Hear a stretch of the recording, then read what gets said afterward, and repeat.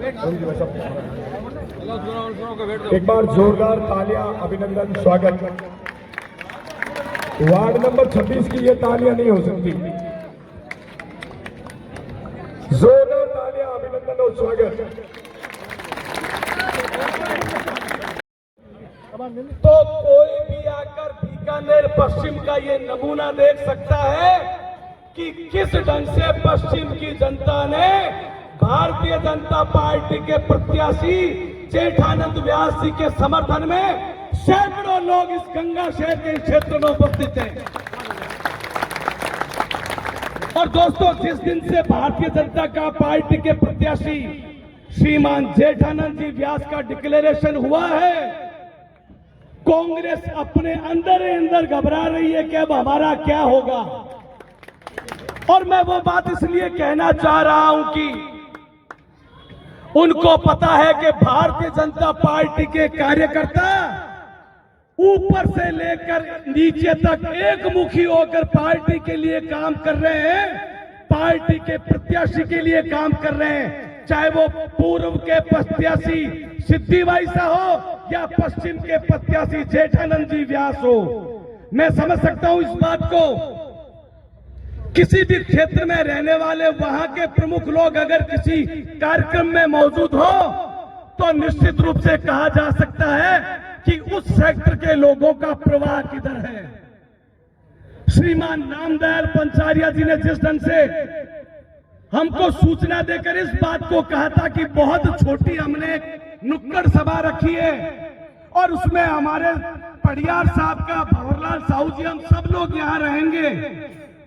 मैं समझ सकता हूं कि कांग्रेस अगर होती तो इसको निश्चित रूप से विशाल जनसभा का नाम देती, लेकिन भारतीय जनता पार्टी के लोगों ने जब इस बात को तय कर लिया है कि हमारी ये नुक्कड़ सभा है तो जनसभा कितनी बड़ी होगी हम सब उसका अंदाज लगा सकते हैं दोस्तों इस बात के लिए। और इसके लिए मैं यहां के आयोजक रामदयाल पंचारिया जी को, उनकी पूरी टीम को और यहां पर बैठे जितने सर्व समाज के लोग हैं उनका धन्यवाद और अभिनंदन करना चाहूंगा कि हमारे सुभाष जी ये पंजाब से आए हुए हैं। पंजाब प्रदेश भारतीय जनता पार्टी के उपाध्यक्ष हैं और इतने बड़े नेता को भी भारतीय जनता पार्टी ने एक विधानसभा का प्रभारी बनाकर यहां भेजा है। मैं समझ सकता हूं कि कल पार्टी कार्यालय के उद्घाटन के अवसर पर जो नजारा था, 3 तारीख को भारतीय जनता पार्टी के प्रत्याशी के नामांकन में जो नजारा था, उसको देखकर कांग्रेस की जड़ें नीचे से हिल गई है। और आखिर कल हमारे प्रभारी जी ने इस बात का घोषणा की है, कल हमारे कार्यालय उद्घाटन के अवसर पर इस बात की घोषणा की है। मैं आदरणीय सुभाष जी को पुनः इस बात के लिए ध्यान दिलाना चाहूंगा कि सुभाष जी आप इस बात के साक्षी रहे। मैंने कहा कि भाई हमारी पूर्व की जो प्रत्याशी है सिद्धि बाई साहब, वो पिछले 3 चुनाव जीत चुकी है, 4था चुनाव जीतने जा रही है, इसलिए वो मंत्री निश्चित रूप से बनेगी। लेकिन कल आदरणीय सुभाष जी ने इस बात को और आगे बढ़ाते हुए कि विजय जी, राजस्थान में जब इस बात का तय होगा कि राजस्थान के इतने बड़े नेता बीडी कल्ला को हराकर कौन व्यक्ति विधानसभा में आया है, उस व्यक्ति को मैं जरूर मंत्री बनाऊंगा। तो ये मान के चलो आप लोग, हम सब लोग ये मान के चले कि हम सिर्फ न सिर्फ विधायक का बल्कि किसी न सिर्फ अपने मत का उपयोग करें, बल्कि हमारे पास रहने वाला कोई भी व्यक्ति, हमारे पास में रहने वाला कोई भी परिवार उस दिन मतदान से वंचित न रहे। इसलिए हम सब लोग शपथ लें इस बात की कि हम लोग 100% मतदान करेंगे और करवाएंगे। और 25 तारीख को इस बात का तय हो जाएगा कि पूर्व विधानसभा की प्रत्याशी और 4थी बार विधायक बनने जा रही सिद्धि बाई साहब, लोग अभी कह रहे हैं कि वो 30,000 से अधिक मतों से जीत रही है। मैं कह रहा हूं कि उनका भी अगर कोई रिकॉर्ड अगर टूटेगा तो वो पश्चिम विधानसभा तोड़ेगी जेठानंद जी, उससे भी ज्यादा मतों से जीतकर राजस्थान की विधानसभा में भारतीय जनता पार्टी का परचम ले रहेंगे। लेकिन सुभाष जी को पुनः निवेदन करना चाहूंगा, पुनः संस्मरण कराना चाहूंगा कि आप कल की बात को याद रखें, अपने वादे पर कायम रहे। बीकानेर पश्चिम की जनता अपने वादे पर कायम रहेगी और जेठानंद जी को रिकॉर्ड तोड़ वोटों से जितवाकर राजस्थान की विधानसभा में भेजेगी। बहुत बहुत धन्यवाद। जय हिंद, जय भारत।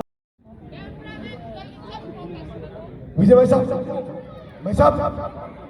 2 मिनट विराजे आप। सुभाष जी भाई साहब 2 मिनट विराजे।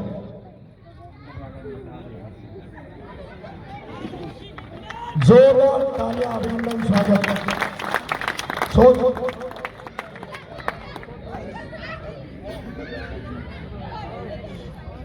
हंसराज जी संचेती, आपसे निवेदन, मंच पर पधारे।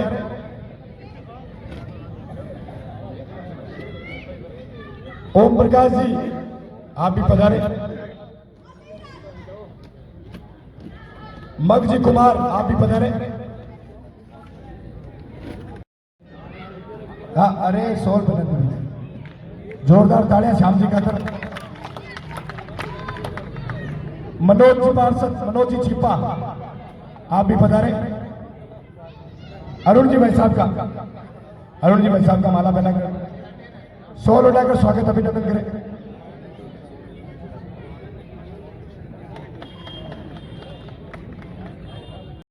सम्मानित मंच और यहाँ पर उपस्थित देवतुल्य